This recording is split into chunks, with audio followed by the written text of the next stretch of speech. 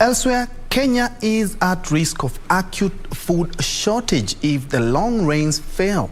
According to Oxfam, families' debt burden will increase in the near future as over half of Kenya's households will continue purchasing food on credit due to the price hikes. The national government has been advised to mobilize emergency resources to mitigate against impending food hikes. By Oxfam, Kenya has suffered a 70% drop in crop production due to last year's drought, with 3.1 million people in acute hunger and in need of dire aid. The report further states that nearly half of all households in Kenya have resorted to borrow food or buy it on credit due to increased food prices.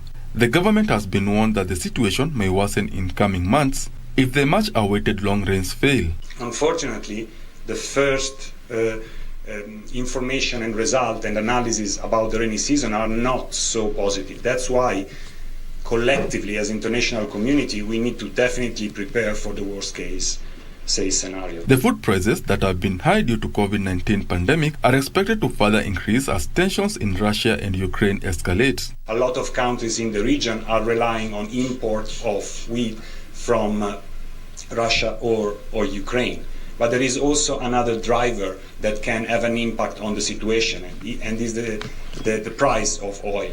If the war persists, Oxfam is concerned that the government national debt might also increase as the government might be forced to borrow to stabilize food prices in the country. A rise in food prices and rise in oil fuel, which means that there is more difficulty, so the money that there is to respond to the crisis, so the hunger crisis, is stretched.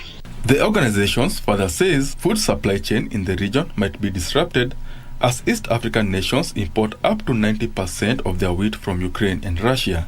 This is further expected to increase food prices that hit an all-time high last week. In 2010-2011, similar spikes in food prices pushed 44 million people worldwide into extreme poverty, and indications are that the food price inflation happening now will be even worse. Benson Roba reporting for Lunchtime News.